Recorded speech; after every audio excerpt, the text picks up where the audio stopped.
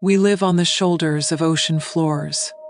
Marine fossils can be found at the top of Mount Everest, creatures that once fluttered through warm, shallow seas now embedded in limestone at the world's highest pinnacle.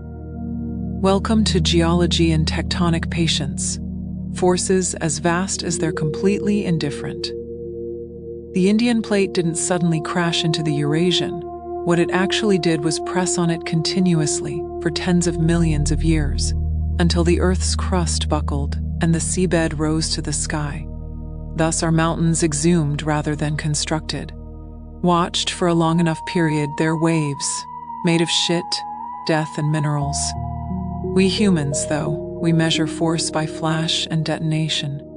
We're in awe of the world's biggest H-bomb, 2.1 times 10 to the power of 17 joules, released in the blink of an eye.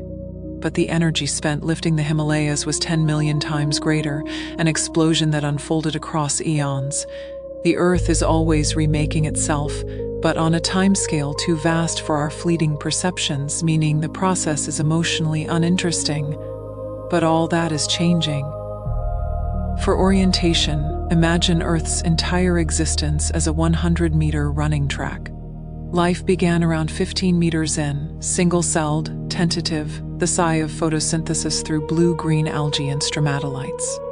For most of the track's remainder, it shuffled, stumbled, failed, and tried again until, 8 millimeters before the finish line, humans. Fire, language, string, agriculture, the wheel. Then, less than the width of a spider's thread from the tape.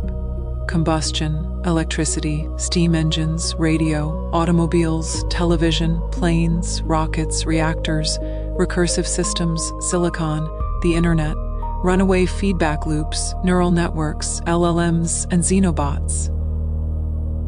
Plotting all this on a graph, what had been an almost flat line turned for a moment into a gentle hill, then became instantly vertical. What started as a crawl became a last-second sprint to escape velocity. We've strapped a fusion torch to the back of a child who's only just learned how to walk. All this to say we live among titanic forces, some geological, some technological, some emergent, some barely beginning to recognize themselves. We're surrounded by powers so immense they do not, probably cannot make any announcement. They simply reshape the context in which meaning is made. Some we may not at first apprehend, not because they're hidden, but because no precedent exists for what they are. The rate of change, however, is now exponential, and so extreme we're no longer adapting to the world is adapting to our confusion. We stand like Bezukov seeking purpose amid currents too large properly to understand. But maybe nothing is truly arbitrary or random. We perceive noise only where we and our models fail to detect pattern. The deeper we peer, though, the more we uncover the formative scaffolds through which structure, meaning, and motion become co-extensions of one another. Reality can be considered metabolic. In our own bodies, the earliest blueprints, circulatory paths, neural precursors, symmetry axis emerge not later, but first. They exist prior to form, not after it. They don't merely channel energy. They determine what kind of being will eventually come to exist.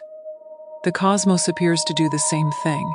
You could say there's an underlying organizing energy, but it's not one imposed from outside. It's recursive and self-structuring, and doesn't govern reality like a king, but guides it like an unfolding rhythm. What we call evolution is the way this rhythm adjusts itself across scales of time, magnitude, and environment, from molecules to minds, from solar systems to civilizations. Organisms replace cells while preserving their identity. So too does the universe remake its patterns. Stars born and dying, cultures rising and falling, systems obsolescing and self-repairing, all while conserving a kind of structural coherence throughout. Thus, there is a realm not of matter, but of resonance, where patterns persist because they're functional, across worlds, across biology, across symbols, across time. It is not a platonic heaven, pristine and untouched. It's more like a jungle, teeming with forms that have survived selection in countless substrates. The tree is not eternal, but treeness works, so it endures. Some call it sacred geometry, but our bodies, our cultures and languages, our logics and myths, all of them swim within this ecology.